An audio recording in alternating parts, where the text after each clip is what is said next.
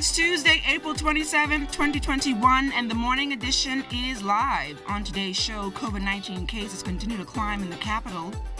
Animals from the nation's second city sent away for a better life. And an Avocado restaurant on the rebound post-Hurricane Dorian. So let's start the morning off right.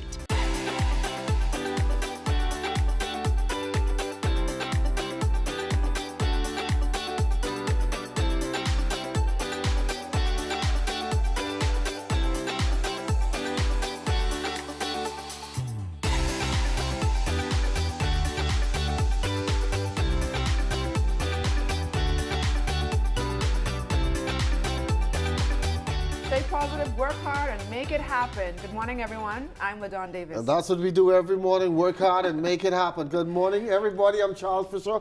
Hopefully you had a great night. Boy, Fisher, I want some conch. I know you can't eat it, but I'm craving for We were some talking conch. offset, your conch stew, conch salad. Stew conch, stew fish. So are you going to tropical prepare it or salad. are you going to buy it? I'm going to buy it. Once again, LaDawn I'm gonna buy it. cook.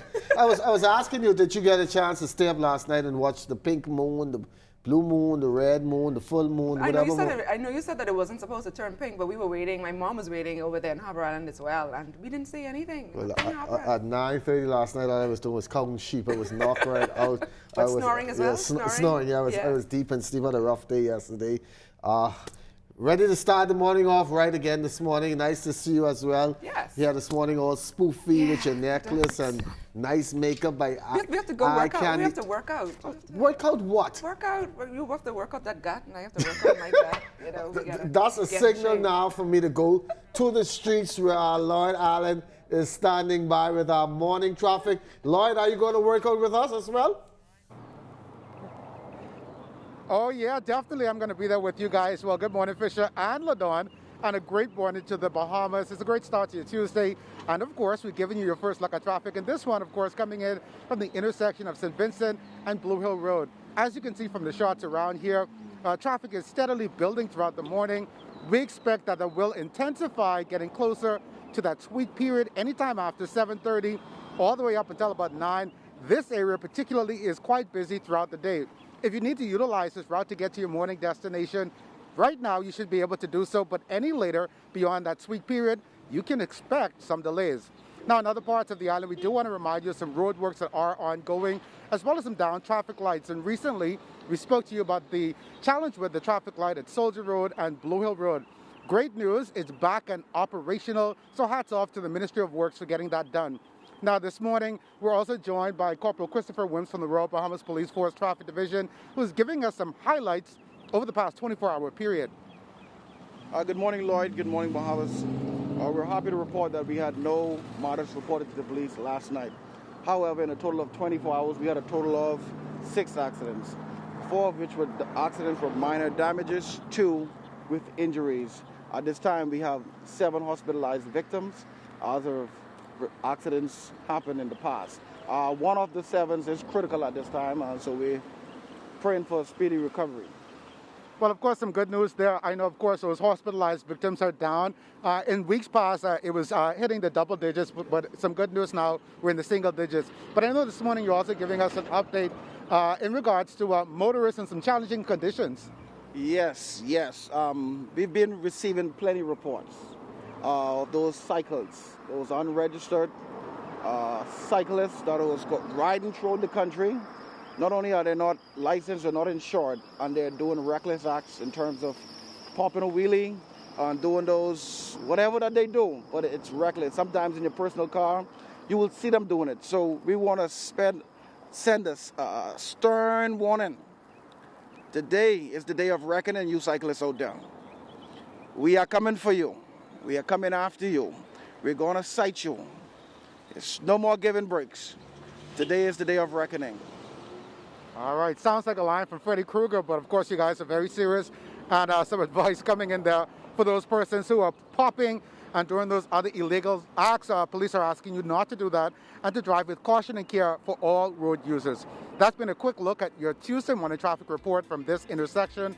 Fisher and LaDawn, back to you in studio. Thanks a lot, Lloyd. As you prepare to go outside, 73 degrees, clouds and sun, winds east at 10 miles per hour, humidity 68%. Weather partly to mostly sunny, warm, and breezy with a passing shower today. Daytime temperature 88, overnight low 70. Wednesday, as we look forward to the weekend as well, winds gradually subsiding, 84 daytime temperature, 73 tonight. Thursday, mostly sunny and breezy, 85 and 73, your day and night highs. And on Friday, sunny and pleasant, 86 in the day, 73 at night. Let's take a look now at stories making news headlines. COVID-19 cases continue to climb in New Providence. Monday's COVID-19 dashboard reporting 49 new positive cases in the capital, 3 on Andros, 2 on Grand Bahama, and 1 new case on Avocado. Those 55 cases, 34 men and 21 women, pushed the countrywide total to 10,220. Health officials also recording the COVID-19 death of a 45-year-old male resident of Bimini yesterday. An additional COVID-19 death is under investigation, putting that total to 32, with 46 non-COVID-related deaths on record. Tourism officials and their stakeholders preparing to welcome home porting to the Bahamas for the first time this summer. Come June 12th, passengers will board Royal Caribbean's Adventurer of the Seas to enjoy an authentic Bahamian experience. And according to RCI's Vice President of Government Relations, Russell Benford, the spin-off opportunities are unlimited. We are especially pleased that home porting will bring international cruise visitors back to the Bahamas after more than a year of restricted travel, and create new opportunities for linkages with hotels, restaurants, tour operators, taxi and other transportation providers. More time in Nassau or even on a family island before or after a cruise. More time for guests to enjoy all that Nassau has to offer, whether it's enjoying a conch salad at Fish Fry or checking out the chocolate factory at Grey Clef or the National Art Gallery of the Bahamas, shopping at any of the fine stores on Bay Street. We will encourage our guests to get to know Nassau. Meantime, the Port Department will go live next Monday with its new online solution for registration and licensing services, allowing the public to pay for the many services offered. Officials will utilize the new service called DigiPay, a system State Minister of State for Finance, Senator the Honorable Kwesi Thompson, explained can integrate with a wide range of government business processes, leading to efficient government revenue collection. If you haven't heard yet, conch is making some people sick, so much so a spike in recent cases has sparked the attention of the Bahamas Agriculture, Health and Food Safety Authority. We have been notified by another agency that there has been some cases of food poisoning. We've received a report of conch poisoning. I can't say if it's significant. I have not been given a final count on such, but the Ministry of Health Surveillance Unit should be able to provide more precise data. From what I'm understanding, it's no more than a week. In news from the courts, 4 school-age boys will have the next month and a half at the Simpson C. Penn Center for Boys in Fox Hill after being accused of 2 separate murders. 3 of the teens are said to be behind the April 19th death of Wade Cargill, while the other, a 16-year-old, is the alleged killer, Frederick Dames, on December 31st, 2020. The Wilson Track resident is also accused of trying to kill Tamikio Sweeting and Thurvance Albright in possession of a firearm. The team returns to court on June 8th for a voluntary bill of indictment. The trio will do so on June 15th. An all-points bulletin issued for police for Eugene Stewart of Forbes Court. Police want to question the 22-year-old for fraud by false pretenses. He's described as having a light brown complexion with a medium build and standing 5 feet 7 inches. Anyone with information on Stewart's whereabouts are asked to call 502-9991 or to 502-9968, 502-9971, or download the P3 Tips app. The central bank sand dollar getting some international recognition on Monday. Governor John Rowell telling the world through an interview on CNN International about the first central bank national currency that is also accepted around the world. We do allow the payment providers to charge for their services in other realms, such as the merchant services that they provide. One of the advantages that they have in terms of opportunity to reduce costs is that the layers of intermediaries in payment space are reduced to the extent that this is an entirely domestic platform for settling payments, which was not the case for a lot of the other types of transactions out there, such as the debit cards and the credit cards. Inevitably, there is an international element.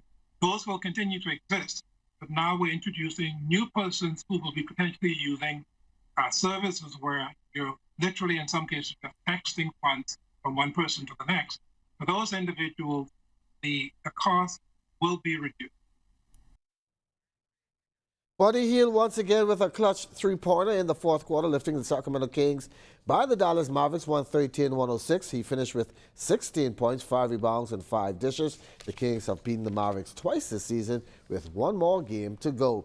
And playing on back-to-back nights to conclude a tough East Coast test, DeAndre Ayton and the Phoenix Suns pulled off a 118-110 victory, snapping the New York Knicks' 9-game winning streak. The big man finished with 9 points and 32 rebounds, but did most of his work on the defensive end. And when we come back, the manufacturing of special COVID-19 masks by a local engineer. That and much more after the break.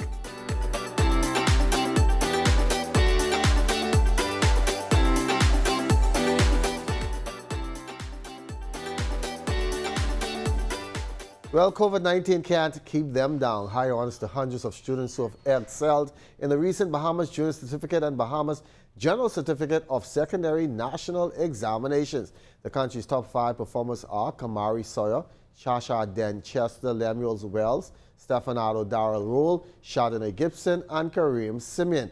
Applauding educational stakeholders and students for their fortitude and commitment was Education Minister, the Honorable Jeffrey Lloyd, who says despite the many setbacks the pandemic threw their way, his ministry was adamant the education and assessment of the students were paramount. There were persons who opposed the move to go ahead with the exam.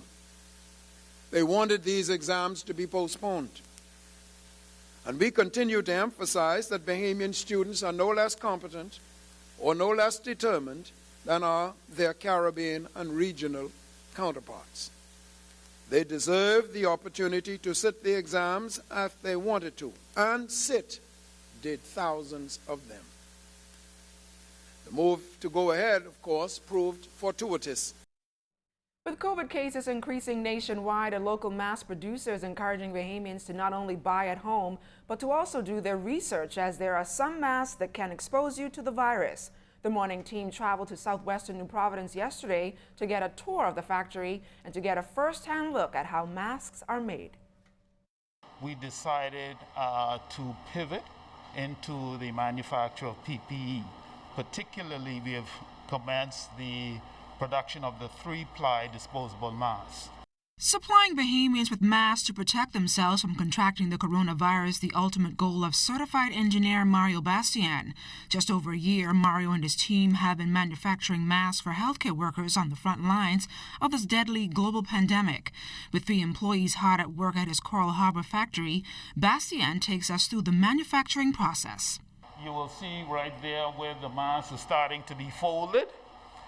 Beyond that station would be the next part of the manufacturing process, which is where the mask body itself is formed in its entirety in terms of getting all the folds completed, inserting the nose wire at the very top, and then welding the mask material together. At present, we're doing anywhere around, I would say, about 5,000 to 6,000 masks per day over an 8-hour period.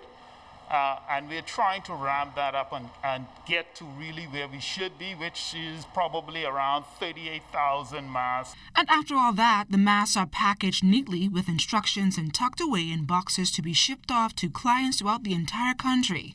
Bastian says while he is pleased to see Bahamians wearing their masks properly, he warns, though, that not all masks they purchase from suppliers are authentic and safe. If you look at the filter paper, it is very thin, right? So it means that the efficiency, the BFE, or biofiltration efficiency of these particular masks is not in keeping with what we would call a medical grade type mask. This is our mask. You can see how thick it is. You can see how thick the filter paper, which is the center paper in comparison to the others, it's extremely thick. And it is actually the same grade that medical professionals like doctors and nurses utilize. We make certain that it's hypoallergenic. So we're making certain that persons are not susceptible to rashes from irritation from this the particular product. And I know we've in our marketing processes, we've found some feedback that we've gotten from potential clients is that the masks that they have been bringing in, they've had a lot of feedback from customers saying that their skin is irritating and so on. I guarantee if you purchase our product, you won't have that problem. Meantime, the Grand Bahama Humane Society is saying farewell to a number of domestic animals. This as they were transported to the United States in search of permanent homes. Romiko Knowles has that story. We've been doing this program for a number of years. Unfortunately, we're not able to find good homes for all the animals that enter our shelter.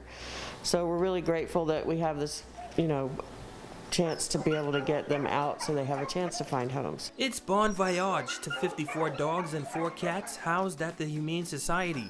Executive Director Tip Borrow says Wings of Rescue has been helping the animal shelter transport the animals into the States since Hurricane Dorian in 2019. We work with a number of rescues, mostly in Florida right now because it's been hard since the pandemic to get dogs further.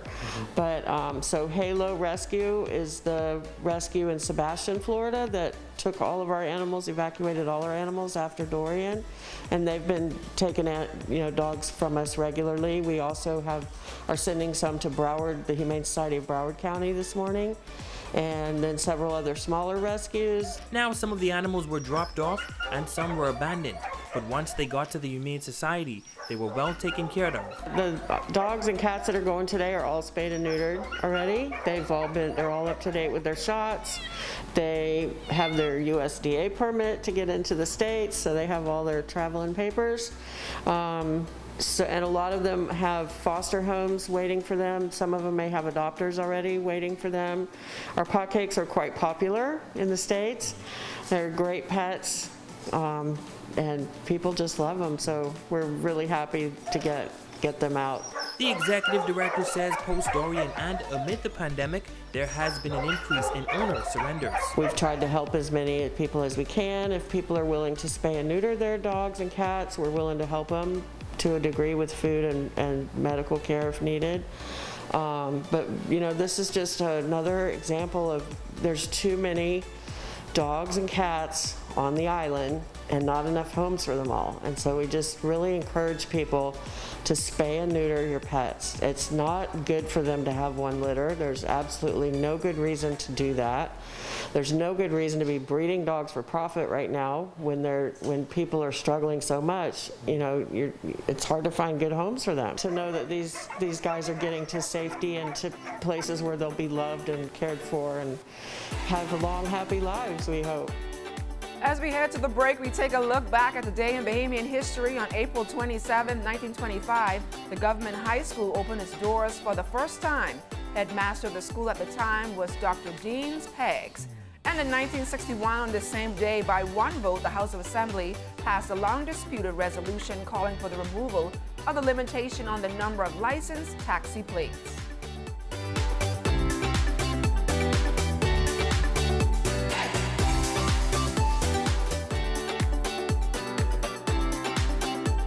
Well, Adonna already told me I need to work out just because she's nice and petite. Well, with gyms shut down during the pandemic and some still a bit skeptical about going into those kind of environments, Giovanni Culmer on Just Lift is a new way of getting in shape.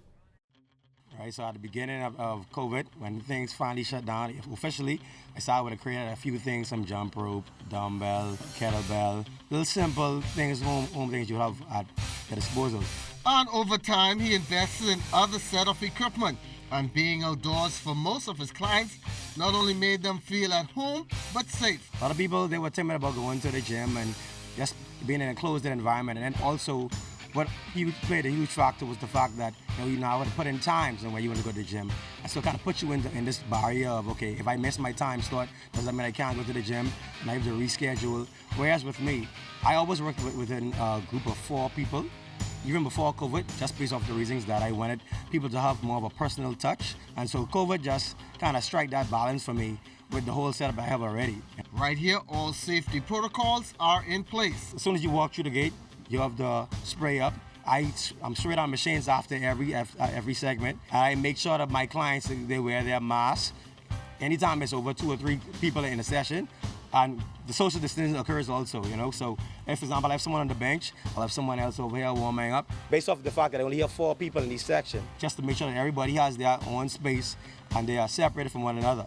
Being outdoor has its advantages and disadvantages. One of the advantages that I have is that, you know, because of the outdoor space, it's a continual flow of air, you know, so you're not in an environment where you can breathe in the air to someone else and recycle the same air.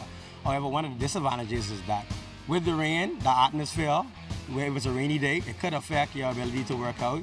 And with the sun, it can affect your performance based off of energy. So is this the thing of the future? You know, I've noticed quite a bit of people picked up the stagger along the way, and they've now built their own home gyms. Some trainers that I noticed have also done it. I've also noticed that some people took it upon their own wing to build their own gyms. Those who could have afforded to do so, they build their own gyms. And what this does is that it gives you less of an excuse as to why you can't stay fit. And he also has his peanut juice, something he came up with during the pandemic. I'm trying to find healthier ways, especially with the COVID being a rampant thing that we're still faced with today, healthier ways to give people that energy boost and also build up your immune system. And as we know, peanut is packed with protein. The peanut juice has come in really handy, especially for me when I have my tight schedules. I just take a bottle of this. This is about 16 ounces, all right? And it holds me for about 2 hours, all right? So I use it as a meal replacement. Some good juice there, looks like. Well, the island of Avocado continues to rebound after Hurricane Dorian. Lloyd Allen was on the island recently and shares with us the story of an island known for food, fun, and family. So of course it's a great night here in Avocado. We're along East Bay Street here, and we're at a local bar and restaurant called Colors. I'm joined by the manager, Della Ingram. She says they've relocated just a few buildings down since Dorian. Della, of course, welcome to the morning edition. It's nighttime. Tell us about how things have been. Thank you for having us, and thank you for doing this talk on us. But like I said, Colors is opened in December of 2020. The response has been overwhelming. People have been very receptive to it. Everyone is excited to have some place where they can go and sit down, enjoy a drink. The atmosphere, the service is great. So it's been pretty, really good. What's the specialty if someone comes out here?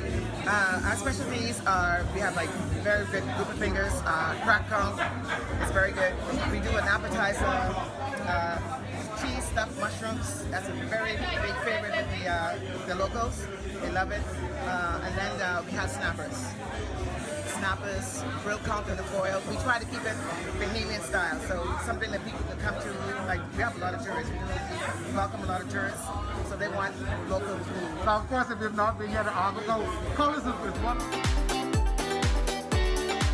Well, Bahamas Defense Force Entry 32 and Women Entry 6 gave back to the community in a big way recently. The group made a donation of food to the Bahamas Association of Social Health, or BASH, and the Colby Home for Boys as the Entry celebrated 24 years of service.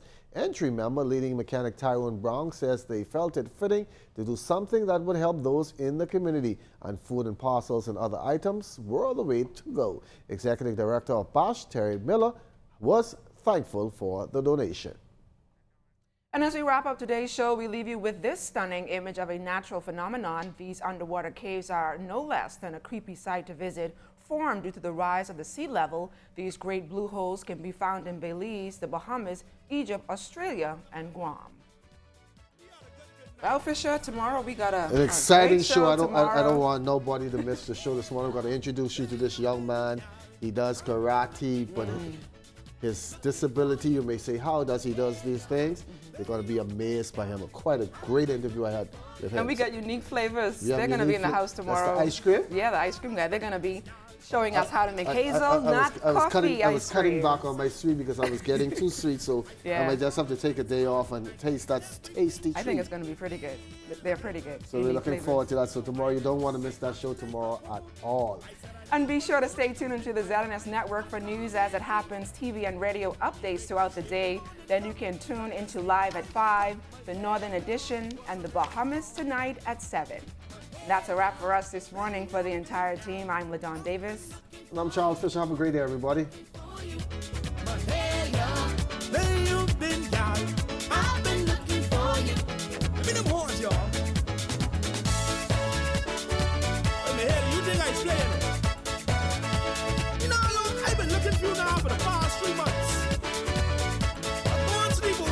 Gone? What kind of thing that is? I've been searching all over the land.